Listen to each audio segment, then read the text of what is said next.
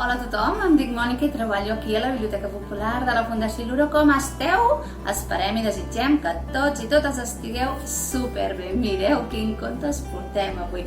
La vaca que va pondre un ou. Sí, la vaca. La Margarida és aquesta vaca i ha post un ou.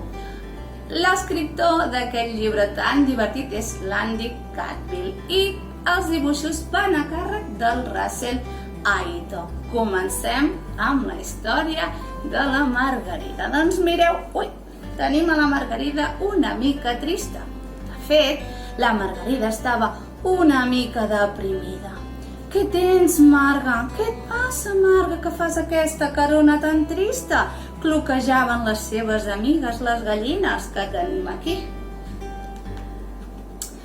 Ai, noies, és que no em sento gens especial, explicava la Margarida. No puc anar amb bicicleta, ni fer acrobàcies com fan les altres vaques.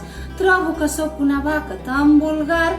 Aquí tenim a les altres una superartista, així amb cavalls i garrinets, també de fons. Però ella, que no se'n sortia, i llavors, clar, aquí la tenim, sí, tota moixa, mirant com les altres feien les mil i una acrobàcies.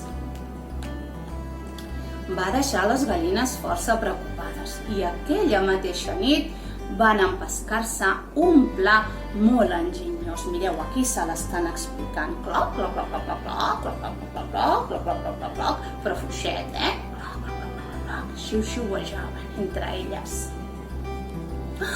La Margarida, mireu quin crit. L'endemà, de bon matí, el galliner sencer es va esvalotar.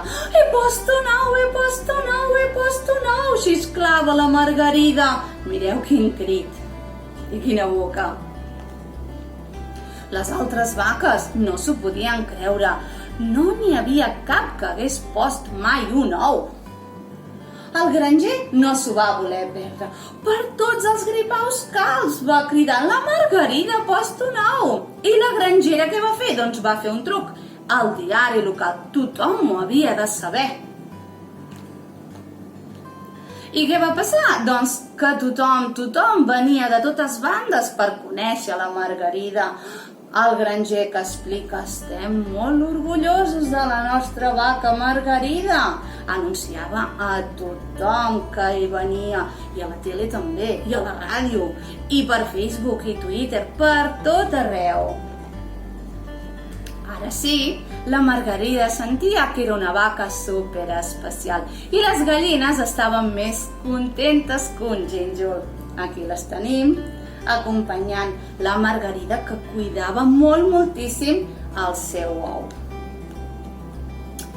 Però i les altres vaques? Doncs les altres vaques no les tenien totes. Mireu, saló de lectura i mireu que rondina.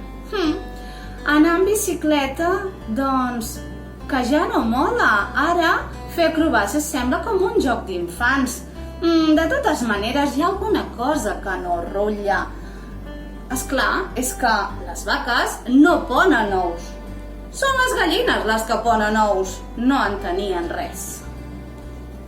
Aquí venen amb to acusador cap a la Margarida. Saps què, Margarida? No ens empassem, que hagis post un ou, van dir totes elles a la Margarida. Estem convençudes que és obra de les gallines. La Margarida va quedar astorada, no va saber reaccionar. Les gallines li van dir, ah, sí? Doncs vinga, ja ho podeu demostrar. Clar, tothom esperava que l'ou s'obrís i l'observava nit i dia. I aquí tenim a la Margarida covant l'ou. Es miraven la Margarida mentre el covava, però no passava res de res. Fins que, de sobte, un matí van sentir un sorollet. Quec, quec, quec. Oh, ja està a punt, va cridar una de les vaques. La Margarida es va inclinar sobre l'ou. Quec, quec, quec. L'ou s'escardà i s'obrí. I llavors va saltar un farcellet de plomes de color marró. Mira'l, va assenyalar-lo una de les vaques, és un pollet. Llavors, la boleta emplomallada de color marró va mirar la Margarida.